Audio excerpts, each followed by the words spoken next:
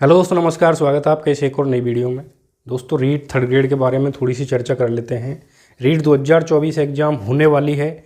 ये मान लो कि सारी की सारी घोषणाएं चल रही हैं और 4 से 5 लाख भर्ती देने की घोषणा की है। इस बजट सिनेरियो जो पूरा 5 साल का सिनेरियो बनाया है इन्होंने बजट का, इन्होंने कहा है कि पूरे 5 साल में हम ये मान लो कि राजस्थान के युवाओं को 4 से 5 लाख भर्तियाँ देने की घोषणा करते हैं, ऐसी उन्होंने घोषणा की है। अब केवल रीट के बारे में घोषणा करना बाकी रह गया है। बाकी इससे पहले सीएम भजन लाल थे, उन्होंने कहा था कि हम महिलाओं को, इन्होंने क्या किया था, महिला जो हैं, महिला अपन की ऑल सभी वर्गों की महिला, हम महिलाओं को 30 की जगह, यानी जहाँ पर पहले 30% आरक्षण था उसकी जगह हम उसको बढ़ाकर 50% करते हैं। ठीक है। अब ये कौन सी महिला हैं, तो ये सभी वर्गों की, ठीक है, चाहे वो कोई SC ST हो या OBC हो या जनरल हो, सभी वर्गों की महिलाओं को 50% आरक्षण इससे सीएम भजन लाल ने घोषणा की है कि हम महिलाओं के लिए 50% आरक्षण देते हैं। तो ऐसी घोषणाएं होती रहती हैं और ये कुछ अलग करने की तैयारी में है। खैर, काफ़ी विरोध भी चल रहा है इस 50% आरक्षण का, क्योंकि इसमें ये मान लीजिए कि जितने भी मेल कैंडिडेट्स हैं उनके लिए नुकसान है, लेकिन कोई ना, फीमेल्स भी तो, कोई अपनी बहन है, कोई अपनी बेटी है, कोई अपनी पत्नी है, तो उस रूप में हमारे ही तो परिवार का हिस्सा है मेल फीमेल्स भी, तो इसलिए ज़्यादा विरोध भी ठीक है, वो एक अलग बात है। गवर्नमेंट सोचेगी उस मैटर के बारे में, हम कुछ नहीं कह सकते। अभी कमेंट सेक्शन भर जाएगा गालियों से, ज़्यादा कुछ कहेंगे तो। लेकिन ठीक है, आप अपनी मेहनत पे जोर दीजिए। तो इन्होंने एक और घोषणा की थी कि हम जो ये रीट की एग्ज़ाम है इसको ओनली एक पेपर से कंडक्ट करवाएंगे, जैसे पहले होता था। पहले बीजेपी सरकार क्या करती थी कि रीट जो एग्ज़ाम थी ओनली रीट के आधार पर ही सेलेक्ट करती थी। जैसे किसी ने रीट की एग्ज़ाम दी, ठीक है, तो और उसमें उसके अच्छे अंक आ गए, ठीक है, तो उसको सलेक्शन दिया जाता था, ठीक है, सलेक्शन। लेकिन ये सिर्फ क्या था, लेवल 1 वालों के साथ था ऐसा। लेवल 1 वालों ने रीट की एग्ज़ाम दी, बढ़िया नंबर आ गए तो उनका सिलेक्शन हो गया। लेवल 2 वालों के साथ क्या था कि उन्होंने रीट की एग्ज़ाम दी तो उसमें क्या था, रीट के अंक प्लस ग्रेजुएशन के अंक, इन दोनों को मिलाकर फिर उनको सेलेक्ट किया जाता था।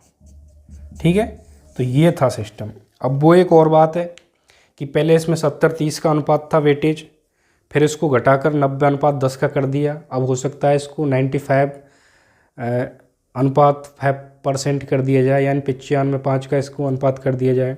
तो अभी देखना है, ये चीज़ें घोषणाएं होना और बाकी हैं। बाकी ये मान लो अगर आज से रीट भर्ती की घोषणा हो जाती है तो लगभग 1 से 1.5 साल और 2 साल भी लग सकते हैं इस वैकेंसी को कंडक्ट करवाने के लिए।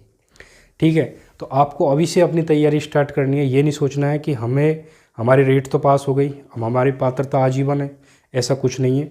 सरकारें हैं, ये युवाओं के साथ खिलवाड़ करती रहती हैं। जैसा पहले जो गहलोत सरकार ने रीट पात्रता को आजीवन किया था, अगर एग्ज़ाम ओनली रीट पात्रता के आधार पर सिलेक्शन होता है युवाओं का, तो वो पात्रता कोई काम की नहीं है जो आजीवन वाली है आपकी। दोबारा से आपको रीट की तैयारी करनी पड़ेगी और इतने शानदार तरीके से करनी पड़ेगी, इतने जोश और जज्बात के साथ में करनी पड़ेगी कि आपका जो भी 90:10 वाला जो रेशियो है उसमें आपका सिलेक्शन हो सके। ठीक है, तो उसके लिए आपको क्या करना है, वही अपन का रीट का पहले वाला जो पैटर्न है उसको मैं एक बार रिवाइज कर दूँ आपके सामने। वो पैटर्न क्या था, उस पैटर्न को अगर देखें तो उसमें अपन के, ठीक है, 4-5 सेक्शन थे जिसमें 30 नंबर थे हमारे साइकोलॉजी के। ठीक है, 30 नंबर की हमारी साइकोलॉजी आती थी, यानी कि रीट का जो पूरा पेपर है वो 150 नंबर का था। ठीक है, अब 150 नंबर में से 30 नंबर की साइकोलॉजी हो गई, 30 नंबर की हो गई अपन की हिंदी, ठीक है, और 30 नंबर की हो गई इंग्लिश। ठीक है, ये लैंग्वेज है अपन की। अब ये लैंग्वेज कुछ भी हो सकती है, या तो हिंदी की जगह संस्कृत हो सकती है या इंग्लिश की जगह हिंदी हो सकती है, या हिंदी की जगह हिंदी हो सकती है, इंग्लिश की जगह संस्कृत हो सकती है। ये कॉम्बिनेशन होता है जो आपको चूज करना पड़ता है। ठीक है, बाकी 60 नंबर का जो होता है, 60 नंबर की अपनी क्या आएगी, अगर कोई SS वाला है, सोशल साइंसेज जिसके पास में, तो उसको तो SS पढ़नी पड़ेगी। अगर किसी के पास में मैथ साइंस है तो उसको मैथ प्लस साइंस ये पढ़नी पड़ेगी, ठीक है। ये 60 नंबर का आता है। इसमें इसके साथ में आपको टीचिंग मेथड भी पढ़ने पड़ेंगे, ठीक है। टीचिंग मेथड भी आपके इसी में इंक्लूड हैं। तो आप सोचिए कि अपना जो रीट का जो पिछला जो पैटर्न था वो क्या था कि 30 नंबर आपके साइकोलॉजी के थे, 30 नंबर हिंदी के और 30 नंबर इंग्लिश के, और बाकी के जो 60 नंबर है वो आपके या तो सोशल साइंस के थे, या किसी के पास मैथ और साइंस है तो उसके थे, या ये टीचिंग मेथड तो आपको सब में पढ़ने पड़ेंगे, ठीक है। ये तो प्लस में है ही, ठीक है। तो ये चीज़ें कॉमन थी।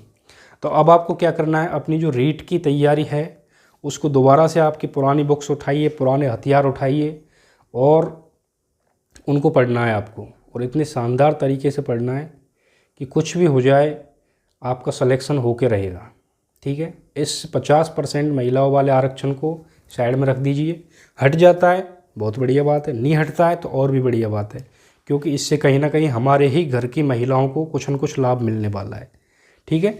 तो इसमें वेरिएशंस आएगा। अब जो पहले जो कट ऑफ थी उसमें 1 से 2 नंबर का अंतर आता था मेल्स और फीमेल्स की, ठीक है। लेकिन अब ये अंतर लगभग ये मान लो 8 से 10 नंबर का आने वाला है।